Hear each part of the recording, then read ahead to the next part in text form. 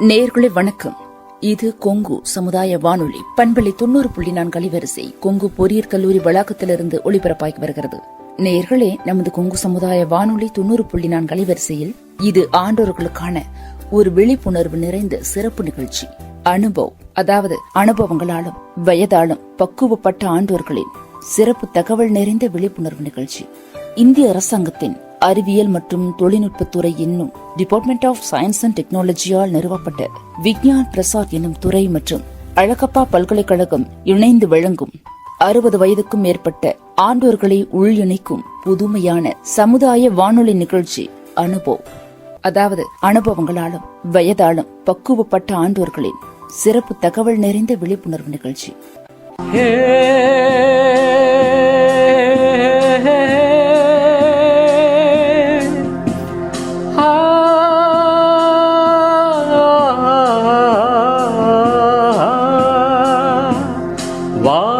வாருங்கள் தோழர்களே, எங்கள் முதிய தலைமுறையின் புதிய இளைஞர்களே. வாருங்கள் தோழர்களே, எங்கள் முதிய தலைமுறையின் புதிய இளைஞர்களே. நமக்கென ஒரு உலகம், நமக்கென ஒரு வாழ்க்கை, வயது கூட வெறும் எந்தா, இங்கு வாழ்க்கையே ஜாலி வந்தா. வாருங்கள் தோழர்களே, எங்கள் முதிய தலைமுறையின் புதிய இளைஞர்களே.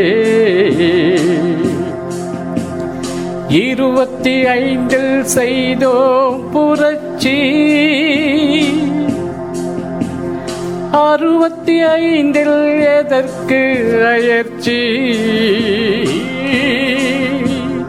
25 செய்தோம் புரட்சி, 65 எதற்கு அயற்சி. எழுச்சியோடு ஓடி வாங்க, ஆடலாம் பாடலாம், நம் தனித்திறனை காட்டலாம். பாடல் பாடி மகிழ்ச்சியோடு தலையாட்டலாம். அறிவியல் அறிந்து கொள்வோம், வானியல் தெரிந்து கொள்வோம், விண்வெளியில் கூட வீடு கட்டி வாழலாம். வாருங்கள் தோழர்களே, எங்கள் முதிய தலைமுறையின் புதிய இளைஞர்களே. தள்ளாத வயதை தடை செய்வோம், தளராத மனத்தோடு நடை செய்வோம். 1000 உண்டெங்கு அனுபவங்கள் அள்ளி வழங்கிடுவோம்.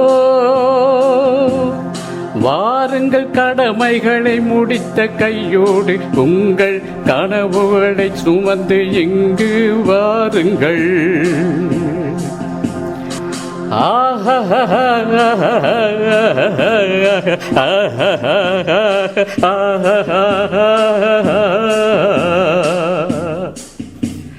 La la la la la la la la la la la la இந்நிகழ்ச்சியின் மூலம் அறிவியல் துறையில் சாதனை படைத்த ஆண்டோர்களின் அனுபவங்கள் மற்றும் அறிவியல் துறையில் கைதேர்ந்த வல்லுநர்களின் புது அறிவு மற்றும் பொது அறிவுகளை குடிமக்களுடன் பகிர்ந்து கொள்ளும் முயற்சியே இந்த நிகழ்ச்சி. அந்த வகையில் இன்றைய நமது நிகழ்ச்சியில், இந்த சிறப்பு நேர்காணல் நிகழ்ச்சியில் நம்மோடு இணைப்பவர் திரு டாக்டர் பொன்ராஜ் வெள்ளைசாமி அவர்கள். இந்திய, மத்திய மற்றும் மாநில அரசுகளின் பொதுக் கொள்கை தயாரிப்பாளர். இவர் இந்திய முன்னாள் குடியரசுத் தலைவர் ஆபாஜி அப்துல் கலாம் அவர்களின் அறிவியல் ஆலோசகராக பணியாற்றியவர்.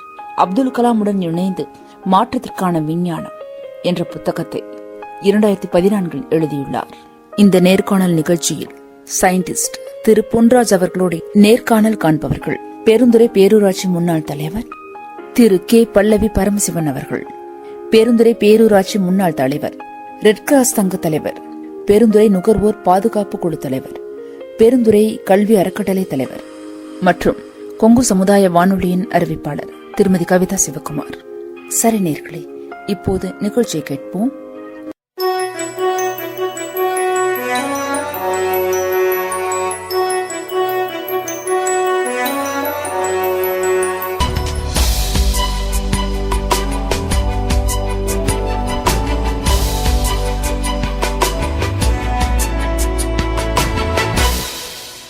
வணக்கம் ஐயா. தங்களை கொங்கு பண்பலை சமுதாய வானொலிக்காக நேர்காணல் காண்பதிலே மகிழ்ச்சி அடைகின்றேன். சரி, உங்க ஊரு சொந்த ஊரு, நீங்க ஆரம்ப கல்வி எங்க படிச்சீங்க, அதை பத்தி நம்ம நேர்களோட கொஞ்சம் பகிர்ந்துக்கலாங்க. நான் விருதுநகர் மாவட்டம் தோணுகால் என்ற கிராமம். மதுரையில இருந்து திருச்செந்தூர் தூத்துக்குடி போற வழி அருப்புக்கோட்டை, மதுரை அருப்புக்கோட்டை தோணுகால் என்ற கிராமம். சரிங்க. இந்த கிராமத்துல பிறந்தேன். சரிங்க. எங்க அப்பா பேரு வெள்ளைசாமி, எங்க அம்மா பேரு சுப்புலட்சுமி. சரிங்க. எங்க அப்பா ஒரு காவல்துறையில போலீஸா ஒர்க் பண்ணாரு. ஓ, காவல்துறை அதிகாரியா இருக்கிறாங்க. நான் அங்க தோணுகால் கிராமத்துல 5 வரைக்கும் படித்தேன். சரிங்க. ஆரம்ப கல்வி அங்க. ஆமா.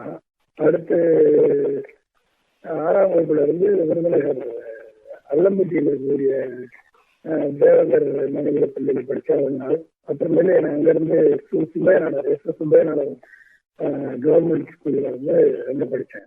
சரிங்க. சரிங்க. அதுக்கப்புறம் பிஎஸ்சி மேத்தமெட்டிக்ஸ் விருதுநகர் விஎஸ்என்எஸ்என் காலேஜ்ல பிஎஸ்சி மேத்தமெட்டிக்ஸ் படிச்சேன். ஓ, மேத்ஸ். எம்எஸ்சி. ஆமா, பிஎஸ்சி மேத்ஸ் ஜாயின் பண்ண. அப்பதான் தமிழ்நாட்டுல எம்எஸ்சி கம்பெனி சயின்ஸ் கொண்டு வந்திருந்தாங்க. ஓ, அப்ப அறிவுப்படுத்த ஆண்டு. ஆமா. 1986. அப்ப அங்க அப்ப நான் அதுக்கு ரிட்டன் டெஸ்ட் அப்ளை பண்ணேன். ரிட்டன் டெஸ்ட் எழுதி 950 பேர் எழுதி முதல்ல நான் எழுதின ரிட்டன் டெஸ்ட். இது வரைக்கும் நான் ரிட்டன் டெஸ்ட்னா என்னன்னு எனக்கு தெரியும். அதான் ஃபர்ஸ்ட். சரிங்க. 10th 9th 10th 11th இருக்கக்கூடிய மேத்ஸ், பிசிக்ஸ், கெமிஸ்ட்ரி அந்த மாதிரி சப்ஜெக்ட்ல தான் ரிட்டன் டெஸ்ட் இருந்தது. நான் படிச்சது பிஎஸ்சி மேத்தமெட்டிக்ஸ். பட் ஆனா அது ஒருவேளை நான் படிச்சேன் இது வரைக்கும் ரிட்டன் டெஸ்ட் ப்ரிப்பேர் பண்ணது கிடையாது, இதுக்கான இதுவும் கிடையாது. ஆனா அது ஸ்ட்ராங் ஃபவுண்டேஷன் இருந்ததுனால நான் எனக்கு அதுல 450 பேர் எழுதிய அந்த போட்டித் தேர்வுல எனக்கு 20 பேர்ல ஒருத்தரா எனக்கு ஒரு வாய்ப்பு கிடைக்கும். சரி, எனக்கு முதல் அனுபவம் அது.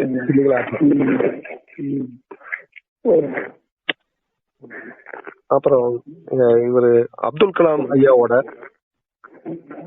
அவரோட எப்படி உங்களுக்கு தொடர்பு கிடைச்சது? அதாவது நான் 10ஆம் வகுப்பு படிக்கும்போது எனக்கு ஒரு நாள் 1980 நினைக்கிறேன். அப்ப தினத்தந்தி பேப்பர்ல காலையில எங்க ஊர்ல டீ கடையில வரும் தினத்தந்தி பேப்பர். ஆமாமா, அப்ப அந்த டீ கடையில தான் தினத்தந்தி அதிகமா வாங்குவாங்க. ஆமா. அந்த பேப்பர்ல படிச்ச மாதிரி நார்மலா போனா கடைசியில் படிக்கலாம் பார்ப்போம். நார்மலா தான் கணக்கு. ஆனா அன்னைக்கு ஃபர்ஸ்ட் பேஜ்ல SLV-3 ராக்கெட்டை இந்தியா வெற்றிகரமாக இது ரோஹிணி சேர்க்கை நிலைநிறுத்தப்பட்டது அப்துல் கலாம் சாதனைன்னு போட்டிருந்துச்சு. அப்ப அதை பார்த்த உடனே யாரு அப்துல் கலாம், நம்மளாம் சுரேஷ் ராக்கெட் தான் வச்சிருக்கோம், அது எப்படி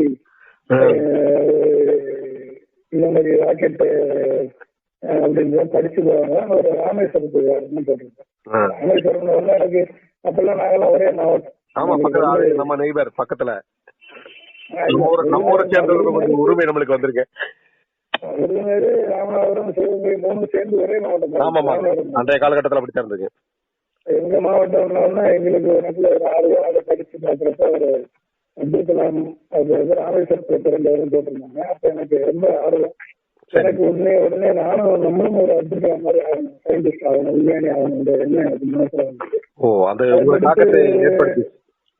ஆமா, அந்த வயசுல ஒரு தாக்கம். அப்பெல்லாம் எனக்கு எம்ஜிஆர் படங்கள் தான், எம்ஜிஆருடைய பாட்டுகள் தான், எம்ஜிஆருடைய வசனங்கள் தான், எம்ஜிஆருடைய படங்கள் தான் எனக்கு இன்ஸ்பிரேஷன். ஆனால் அப்ப அந்த 10ஆம் வகுப்பு படிக்கும் போது எனக்கு கலாமை பத்தி ஒரு ஆர்வம், அந்த ராக்கெட்டை பத்தி ஒரு ஆர்வம் வந்துச்சு. நம்மளும் ஒரு மாதிரி ஆகணும், ஒரு நாளைக்காவது அவரை பார்க்கணும் அப்படிங்கிற ஒரு ஆர்வம் எனக்கு மனசுல ஏற்படும். அப்போ ஒரு சின்ன ஆசையா இருந்தது, பிற்காலத்துல அந்த ஆசை நிறைவேறிடுச்சு. ஆமா, அது வந்து ஒரு 15 வருஷம் கழிச்சுதான் அது. ஆனா நீங்க அந்த எண்ணம் வந்து உங்களுக்கு வெற்றி அடைஞ்சிருக்கு. 15 வருஷம் கழிச்சாலுமே நீங்க நினைச்சது சாதிச்சிட்டீங்க. அது எனக்கு தெரியல. அது வந்து நான் அப்படியே அவரை பத்தியே படிப்பேன், அவரை பத்தியே பார்ப்பேன். இல்ல, அவர் சிந்தனையிலே இருந்தங்காட்டி உங்களுக்கு அந்த வாய்ப்பு கிடைச்சிருச்சு.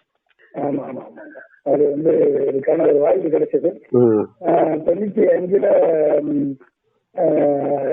ஏரோநாட்டிக்கல் டெவலப்மெண்ட் ஏஜென்சி ஏடிஏ, அது வந்து போர் விமானம், அதாவது தேஜஸ் என்ற போர் விமானத்தை தயாரிக்கக்கூடிய ஏரோநாட்டிக்கல் டெவலப்மெண்ட் ஏஜென்சியில சயின்டிஸ்டா ஜாயின் பண்ணேன். சரிங்க. ஜாயின் பண்ணும் பொழுது எனக்கு அப்ப தெரியாது, அதுக்கு சீஃபே டாக்டர் அப்துல் கலாம் அப்படிதான் தெரியும். அப்புறம் ஜாயின் பண்ண பிறகுதான் எனக்கு தெரியும் அவர் தான் சீஃப். அப்ப வந்து அப்ப அந்த தேஜஸ் என்ற போர் விமானம் ஸ்ட்ரக்சரல் டிசைன் முடிஞ்சு ரோல் அவுட்டுக்காக ரெடியா இருந்தது. அந்த ரோல் அவுட் HAL ஏர்பேஸ்ல ஏர்போர்ட்ல ரோல் அவுட் பண்றதுக்கான ஆயத்தங்கள் ஏற்பாடு நடந்தது. அப்பதான் ஜாயின் பண்ணி ஆகஸ்ட் 16th ஜாயின் பண்ண. November 17th roll out 1995. அப்ப வந்து அன்றைய பாரத பிரதமர் நரசிம்மராவ் அவர்களும் அப்துல் கலாம் வந்திருந்தாங்க. சரிங்க. அப்ப அந்த ரோல் அவுட் முடிஞ்ச உடனே அங்க நடந்த அந்த பத்திரிகையாளர் சந்திப்புல வந்து டாக்டர் கலாம் அவர்கள் அந்த LCA படிப்பு எப்படி எல்லாம் என்னென்ன அதுல என்ன சேலஞ்சஸ் இருக்கு, எப்ப அதை வந்து டெவலப் பண்ணி முடிப்போம், எப்ப வந்து இண்டக்ட் பண்ணுவோம், ஏர்போர்ட் இண்டக்ட் பண்ணுவோம் எல்லாம் சொல்லிட்டு இருந்தார். பத்திரிகையாளருக்கு பேட்டி கொடுத்தார். பேட்டி கொடுத்து முடிஞ்சோடனே அந்த கான்ஃபரன்ஸ் ஹால்ல கான்ஃபரன்ஸ் ஹால்ல கடைசியில நின்றுட்டு இருந்தேன். அது எப்படியாவது அவரை பார்க்கணுங்க சொல்ல ஆர்வம். ஆனா 15 வருட கனவு அவரை எப்படியாவது பார்க்கணும். எல்லாரும் வந்து அவரை நீங்க பார்க்க முடியாத சீஃப் ஆஃப் DRDO, அப்புறம் ADRோட டைரக்டர் ஜெனரல், நீங்க வந்து இப்பதான் சயின்டிஸ்டா ஜாயின் பண்ணிருக்க, ஜூனியர்ஸ்ல நீ எப்படி அவரை பார்க்க முடியும் அப்படின்னாங்க. எனக்குள்ள ஒரு கனவு, 15 வருட கனவு, அவர் எப்படியாவது கையாவது பிடிச்சிடணும் அப்படின்னு நினைச்சிட்டு இருந்தேன். கையாவது பிடிச்சிடணும் அப்படின்னு அவர் முடிச்சு வந்தவொடனே வணக்கம் சார் அப்படின்னு சொல்லி கும்பிட்டேன். அவர் வந்து பார்த்துட்டு எந்த ஊரு அப்படிங்கிற தமிழா அப்படின்னாரு. ஆமா சார், நான் விருதுநகர் மாவட்டம் சார் அப்படின்னேன். அப்படியா, என்ன பேரு அப்படின்னாரு. சுந்தராஜ். நான் ராமநாதபுரம் மாவட்டம் ராமேஸ்வரம் அப்படின்னாரு அப்படின்னு ரொம்ப சிம்பிளா சொன்னாரு. அப்ப வந்து அவரு உங்களுடைய விஷன் என்னன்னு கேட்டாரு. எனக்கு விஷன்னா என்னன்னு அப்ப புரியல. விஷன்னா பார்வையை பத்தி இருக்கு. விஷன் வந்து வந்த பின்னாடி அந்த விஷனுக்கு அர்த்தமே தெரிஞ்சிருக்கேன் நிறைய பேர். ஆமா ஆமா. அப்புறம் அவர் புரிஞ்சுட்டாரு பையனுக்கு ஏதாவது புரியல அப்படின்னு சொல்லி உங்களுடைய லட்சியம் என்னன்னு கேட்டாரு. அப்படியே லட்சியம் வந்து உங்களை பாக்குறதா சார் என் லட்சியம் காலகட்டத்தில் அதுதான் நமக்கு. ஆமா அப்படின்னு அது வந்து அதான் பாத்துட்டீங்க என்ன பண்ண போற அப்படின்னு. சார் என்னோட லட்சியம் வந்து ஆர்கனைசேஷனோட லட்சியம் தான் என் லட்சியம். இந்திய போர் விமானத்தை வடிவமைத்து அதை நாட்டுக்கு அர்ப்பணிப்பதுதான் லட்சியம் அப்படின்னு. அது ஓகே. பட் ஆனா அதையும் தாண்டி இன்னைக்கு நம்ம ஏவுகணை துறையில நியர் நார்மல் செல்ஃப் ரிலையன்ஸ் சுயசார்பு அடைஞ்சிருக்கோம். விண்வெளி துறையிலையும் சுயசார்பு அடைஞ்சிருக்கோம். அதே மாதிரி அட்டாமிக் எனர்ஜிலையும் ஓரளவுக்கு சுயசார்பு அடைஞ்சிருக்கோம். ஆனா போர் விமானத்தை உருவாக்கக்கூடிய துறையில இன்னும் நம்ம சுயசார்பு அடையல. அப்ப அந்த சுயசார்பு அடைவதற்கு தற்சார்பு அடைவதற்கு நீ உழைக்கணும். அப்ப அந்த வயசுல அந்த நேரத்துல இளைஞனா இருக்கும் பொழுது அந்த கனவை வந்து எனக்குள்ள விதைப்பவர் டாக்டர் அப்துல் கலாம். அப்ப வந்து தற்சார்பு அடைய வேண்டும் அப்படின்னு போர் விமானத்துறையோ தற்சார்பு, அந்த தற்சார்பு வந்து நமக்கு அடுத்து வரக்கூடிய காலகட்டங்கள்ல அதை நம்ம அடைஞ்சிருக்கோம். இன்னும் வந்து இன்ஜின் மட்டும் நம்மளா உருவாக்கணும். இன்ஜின் உருவாக்கிட்டோம்னா முழு தற்சார்பை நம்ம அடைந்து விடுவோம். அதுக்காக உழைப்பதற்கு எனக்கு மிகப்பெரிய ஒரு வாய்ப்பு அவர் மூலமாக எனக்கு கிடைத்தது. பல்வேறு ப்ராஜெக்ட்ஸ்ல ஒர்க் பண்ணக்கூடிய வாய்ப்பு எனக்கு கிடைத்தது. அதுக்கப்புறம் 20 ஆண்டு காலம் அவர் வந்து கணிதர் நினைத்து பார்க்கறது அது இறைவன் கொடுத்த வரம். கண்டிப்பாக. ஏன்னா யாருக்குமே கிடைக்காத ஒரு மிகப்பெரிய வாய்ப்பு உங்களுக்கு கிடைச்சிருக்கு. அது கிட்டத்தட்ட 20 ஆண்டு காலம், ஒரு டெகேட்னு சொல்லாங்க இல்லைங்களா? அந்த அளவுக்கு உங்களுக்கு வாய்ப்பு கிடைச்சது வந்து உண்மையிலே நீங்க ஏதோ புண்ணியம் செஞ்சதுனாலதான் அவரோட இணைந்து பணியாற்றக்கூடிய ஒரு வாய்ப்பு உங்களுக்கு கிடைச்சிருக்கு. ஐயா வந்து உங்க வளர்ச்சியில எந்த அளவுக்கு உதவிகரமா இருந்தாரு? அவர்கிட்ட உங்களுக்கு பிடிச்ச நல்ல முக்கியமான குணங்கள்? அவர் வந்து ஒரு எளிமையும் செய்யறவங்க. அவரு வந்து ஒரு நமக்குள்ள ஒரு மிகப்பெரிய லட்சியத்தை விளைச்சிருவாரு. செய்ய முடியாது நம்ம நினைக்கிறோமோ அதை செய்ய வச்சிருவாரு. Putting higher ladder of thinking. அவருக்கு லோன்னு சொல்ல முடியாது. அவர் கொடுக்கக்கூடிய டாஸ்க், அவர் கொடுக்கக்கூடிய பணிகள் எல்லாம் வந்து முதல்ல சொல்லும் போது பிரமிப்பா இருக்கும். ஆனா செய்ய செய்ய செய்ய செய்ய நம்மளுடைய நாலேஜ் அறிவு விரிவடையும். அறிவை விரிவாக்கு அகண்டமாக்கு அப்படிங்கிற பாரதிதாசன் சொன்ன மாதிரி அவர் நம்ம அறிவை விரிவாக்குவார், அகண்டமாக்குவார், விசால பார்வையை பார்க்க வைப்பார். அப்ப அந்த மாதிரியான ஒரு எதையும் சோதனைகளை தாண்டி வெற்றி வரக்கூடிய பக்குவத்தை நமக்குள்ள ஏற்படுத்தணும். அப்ப அதெல்லாம் தான் எனக்கு அவர் கொடுத்த அந்த 20 ஆண்டு காலம் அவரோடு நம்ம ஏடு பணியாற்றியதற்கு எனக்கு கொடுத்தது எல்லாமே. எதுவுமே நம்மளால செய்ய முடியுமா அப்படின்னு நினைச்சதெல்லாம் அந்த சாதனையாக செயல்படுத்த வைத்தார். ஒரு டெவலப்மெண்ட் இந்தியா விஷன் 2020 நான் போவதற்கு முன்பே உருவாக்கப்பட்டாலும் சரி, அதை தொடர்ந்து பணியாற்றுவதற்கு எனக்கு வாய்ப்பு கிடைத்தது. கிராமப்புற தற்காலை உருவாக்குவதற்கு புறாசட்டத்தை முழுவதாக உருவாக்கி அதை மத்திய அரசுக்கு கொடுத்து அதை செயல்பாட்டுக்கு கொண்டு வருவதற்கு எனக்கு உறுதுணையாக இருந்து எனக்கு ஆலோசனை சொல்லி எனக்கு என்னை வழிநடத்தி இதை செய்ய வைத்தவர் இயக்கியவர். அடுத்து வந்து ஏரோஸ்பேஸ் விஷன் 2050 அதாவது ஏரோஸ்பேஸ் விஷன் 2050 மூலமாக சோலார் சேட்டலைட்டை விண்ணுக்கு அனுப்பி அதன் மூலமாக சோலார் மூலமாக பூமிக்கு 24 மணி நேரமும் சூரிய ஒளியை கொண்டு வருவதற்கான மிகப்பெரிய செயல் திட்டத்தை வடிவமைக்கக்கூடிய வாய்ப்புல எனக்கும் பங்களிப்பை ஏற்படுத்தி கொடுத்தார். அதை வந்து பல்வேறு நாடுகளுக்கு அவருடன் இணைந்து பயணித்து 8 ஸ்பேஸ் ட்ரேடிங் கண்ட்ரீஸ்ல போய் பேசுவதற்கு இன்டர்நேஷனல் ஃபோரத்துல அவரோடு இணைந்து பேசுவதற்கான வாய்ப்பை எனக்கு உருவாக்கியிருக்கார், நாசா உட்பட. அதற்கு அடுத்து பாத்தீங்கன்னா எனர்ஜி இண்டிபெண்டன்ஸ் விஷன் 2030 இந்தியா எரிசக்தி சுதந்திரத்தை பெற்ற நாடாக 2030 உருவாகும் என்ற மிகப்பெரிய லட்சியத்தை கொடுத்து அந்த லட்சியத்தை அமெரிக்க அதிபர் புஷ் முன்னால விலக்கி சொல்வதற்கும் புஷ்னுடைய பாராட்டை பெறுவதற்கும் ஆன ஒரு வாய்ப்பை உருவாக்கி கொடுத்தவர் அப்துல். கண்டிப்பாங்க, இந்த வாய்ப்பெல்லாம் மிக அளப்பரிய வாய்ப்பு இல்லைங்களா? அமெரிக்கா சாதாரண விஷயம் இல்ல. அந்த மாதிரி வாய்ப்பு அதாங்க. அந்த எண்ணம், உங்கள் எண்ணம் வந்து இந்த அளவுக்கு கொண்டு வந்து விட்டுருக்குது உங்களை இந்த உயர்ந்த நிலைக்கு. அதற்கு அடுத்து வந்து ஆப்பிரிக்கன் கண்ட்ரிஸ், ஆப்பிரிக்க நாடுகளை இந்தியாவோடு இணைத்து இந்தியாவுடைய 5 பல்கலைக்கழகங்கள், 12 பல்நோக்கு மருத்துவமனைகள், உயர்தர மருத்துவமனைகளை வந்து ஆப்பிரிக்காவில் 48 கண்ட்ரிகளோடு இணைத்து பேன் ஆப்பிரிக்கன் யூனிட் என்ற திட்டத்தை உருவாக்கக்கூடிய வாய்ப்பை அவர் எனக்கு கொடுத்தார். அதன் மூலமாக 550 கோடி மதிப்புல இந்தியா கவர்மெண்ட் ஆஃப் இந்தியாவுடைய ப்ராஜெக்டை அதை ஆர்கிடெக்ட் பண்ணி கம்ப்ளீட்டா இம்ப்ளிமெண்ட் பண்ணக்கூடிய வாய்ப்பை எனக்கு அவர் ஏற்படுத்தி கொடுத்தார். அதன் மூலமாக கிட்டத்தட்ட 30,000க்கும் மேற்பட்ட ஆப்பிரிக்க மாணவர்கள் இங்கிருந்து நம்ம இந்திய பல்கலைக்கழகங்கள்ல இருந்து கிராஜுவேட் ஆயிருக்காங்க, போஸ்ட் கிராஜுவேட் ஆயிருக்காங்க. கிட்டத்தட்ட 1,00,000க்கும் மேற்பட்ட ஆப்பிரிக்கர்கள் வந்து இங்க டெலிமெடிசின் தொலைதூர மருத்துவம் மூலமாக கலந்துருக்கிறார்கள்.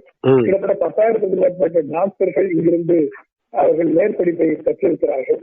இதை வந்து யூரோப்பியன் யூனியனுடைய ஹெல்த் இனோவேஷன் அவார்டு இந்த ப்ராஜெக்டுக்காக கவர்மெண்ட் ஆஃப் இந்தியாவுக்கு யூரோப்பியன் யூனியன் இனோவேஷன் அவார்டு கொடுத்து பாராட்டியது. இதை உருவாக்கக்கூடிய காரணமாக இந்த 550 கோடி ரூபாய் ப்ராஜெக்டை செயல்படுத்தி உருவாக்கி ஒரு இந்தியாவிற்கு ஒரு மிகப்பெரிய விருதை பெற்று பெறுவதற்கு அடிப்படையாக எனக்கு அந்த வாய்ப்பை கொடுத்தவர் நான் சொல்லலாம். கண்டிப்பாங்க. ஏன்னா இதெல்லாம் வந்து இந்த வாய்ப்பு வந்து கிடைக்கிறது சாதாரண விஷயம் அல்ல. அவருடைய இயக்குதல்ல உங்களுக்கு வந்து இதெல்லாம் கிடைச்சிக்கணும். உண்மையுமே எங்களுக்கும் மிகவும் மகிழ்ச்சியா இருக்கு. அது குறிப்பா நம்ம தமிழ்நாட்டை சேர்ந்த நீங்க 2 பேர் சேர்ந்து இந்திய திருநாட்டுக்காக ஆற்றிய பணிகள் வந்து என்றும் நினைவு கூறத்தக்க வகையிலே இருக்குதுங்க. நீங்க பல திட்டப்பணிகள் செஞ்சிருக்கலாம். அது வந்து உங்களுக்கு மனநிறைவளித்தது எந்த திட்டப்பணிங்க? எனக்கு இந்த பேன் ஆப்பிரிக்கன் யூனிட் வந்து மிகச்சிறந்த ஒரு வெற்றிகரமான ப்ராஜெக்ட். வந்து ஆப்பிரிக்காவில் நான் நெல்சன் மண்டேலாவை சந்திச்சுட்டு மறுநாள் பேன் ஆப்பிரிக்கன் பார்லிமெண்ட்ல அவர் பேசி இந்த ப்ராஜெக்ட் அப்ரூவல் வாங்கினா கூட பேன் ஆப்பிரிக்கன் யூனியன் வந்து பார்லிமெண்ட் வந்து இதை அப்ரூவ் பண்ணுவதற்கு 3 நாள் கான்பரன்ஸ் வச்சிருந்தாங்க. அந்த கான்பரன்ஸ்ல போய் இந்த திட்டத்தை, இந்தியாவுடைய திட்டத்தை, அப்துல் கலாம் திட்டத்தை நான் பிரசன்ட் பண்ணேன் பேன் ஆப்பிரிக்கன் யூனியன் பார்லிமெண்ட்ல. அடிப்படாவா அந்த அதை இதை எப்படி அமெரிக்கா இருக்கிறது, பிரான்ஸ் இருக்கிறது, 21 நாடுகள் எதிர்த்தது. நாங்கெல்லாம் பண்ணல, இந்தியா அப்படி பண்ணி எதிர்த்தாங்க. அந்த எதிர்ப்பை மீறி அந்த அவர்கள் கேட்ட கேள்விகளுக்கு 3 நாட்கள் தொடர்ந்து கிட்டத்தட்ட 5 செஷன் அடுத்தடுத்து ம். 5 செஷன்ல நான் போய் பேசி ம். அதை வந்து அந்த பேன் ஆப்பிரிக்கன் யூனியன் பார்லிமெண்டே அதை அப்ரூவ் பண்ணக்கூடிய ஒரு மிகப்பெரிய ஒரு வாய்ப்பு எனக்கு கிடைத்தது. சரிங்க. இத்தனை 21 நாடுகள் இருந்த போதும் இந்தியாவிற்கு அந்த வாய்ப்பை ம். பெற்றுக் கொடுப்பதற்கு எனது நான் அப்துல் கலாம் அவரோடு இணைந்து பணியாற்றி அதை டைரக்டர் டெக்னாலஜி இன்டர்ஃபேஸாக இருந்து நான் போய் அதை வந்து டிஃபெண்ட் பண்ணி பேசி ம். அப்ப வந்து பேன் ஆப்பிரிக்கன் பார்லிமெண்ட் அப்பெல்லாம் வந்து சஸ்டைனபிள் டெவலப்மெண்ட் கோல் கிடையாது. அப்ப வந்து மில்லியன் டெவலப்மெண்ட் கோல் ம். எம்டிஜின்னு இருந்தது. இப்பதான் சஸ்டைனபிள் டெவலப்மெண்ட் கோல். ம். அப்ப எம்டிஜி வந்து இந்தியாவுடைய அப்துல் கலாம் இந்தியாவுடைய பேன் ஆப்பிரிக்கன் யூனிட் ப்ராஜெக்ட் ம். ஆப்பிரிக்காவுடைய மில்லியன் டெவலப்மெண்ட் கோல்ஸ் வந்து லீட் பண்ணக்கூடிய ப்ராஜெக்ட் ஒரே ஒரு ப்ராஜெக்ட்னு சொல்லி அவங்க தீர்மானம் போட்டு இதை வரவேற்றாங்க. ம். அப்படிப்பட்ட ஒரு மிகப்பெரிய திட்டத்தை செயல்படுத்துவதற்குரிய வாய்ப்பு எனக்கு கொடுத்தவர் டாக்டர் கலாம். கண்டிப்பா சார். அது ஒரு மிகப்பெரிய ஒரு வாய்ப்பு. சரி, திரு அப்துல் கலாம் அவர்கள் வந்து குடியரசுத் தலைவரா 5 ஆண்டுகள் பணியாற்றினாரு. நீங்க அவரோட இருந்துக்கிறீங்க. குடியரசுத் தலைவரா அவர் எப்படி எந்த அளவுக்கு பணியாற்றினாரு, அதில் உங்களுக்கு மனநிறைவு தந்தது எது? குடியரசுத் தலைவராக அவர் இட்ட பணியை அவர் வந்து திறம்பட செய்தார். ம்.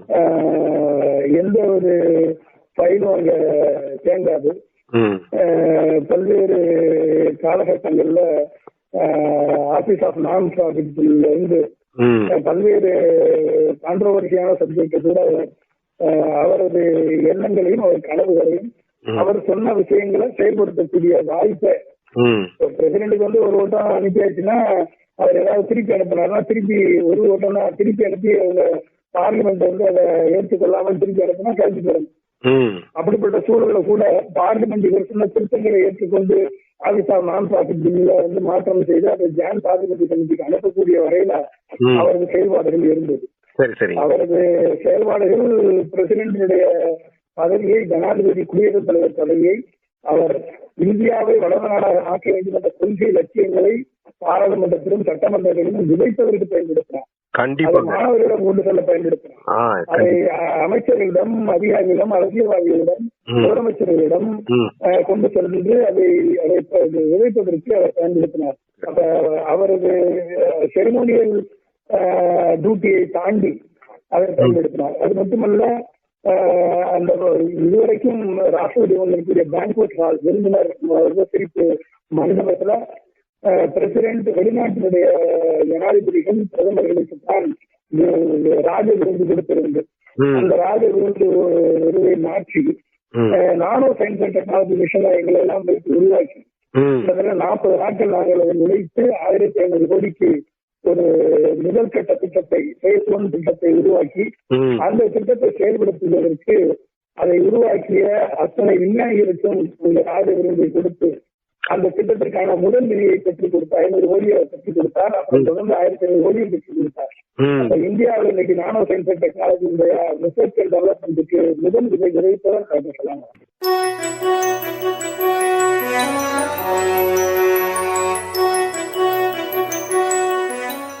இந்நிகழ்ச்சியின் தொடர்ச்சியை மீண்டும் நாளை கேட்கலாம்.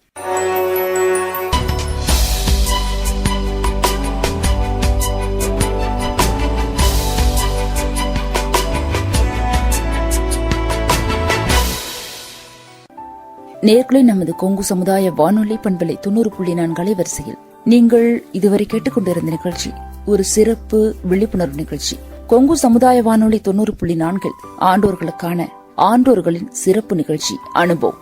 அதாவது இந்திய அரசாங்கத்தின் அறிவியல் மற்றும் தொழில்நுட்பத்துறை என்னும் டிபார்ட்மெண்ட் ஆஃப் சயின்ஸ் அண்ட் டெக்னாலஜியால் நிறுவப்பட்ட விஞ்ஞான் பிரசார் என்னும் துறை மற்றும் அழகப்பா பல்கலைக்கழகம் இணைந்து வழங்கும் 60 வயதுக்கும் மேற்பட்ட ஆண்டோர்களை உள்இணைக்கும் புதுமையான சமுதாய வானொலி நிகழ்ச்சி அனுபவம்.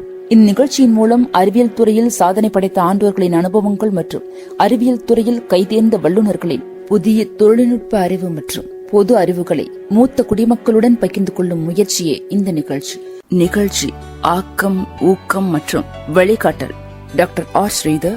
வடிவமைப்பு செயலாக்கம் அழகப்பா பல்கலைக்கழகத்தின் டி டாக்டர் ஆர் முருகன். நிகழ்ச்சி ஒருங்கிணைப்பு கொங்கு சமுதாய வானொலி நிலைய இயக்குநர் டாக்டர் எஸ் மகேஸ்வரன். தயாரிப்பு அறிவிப்பாளர் கவிதா சிவகுமார்.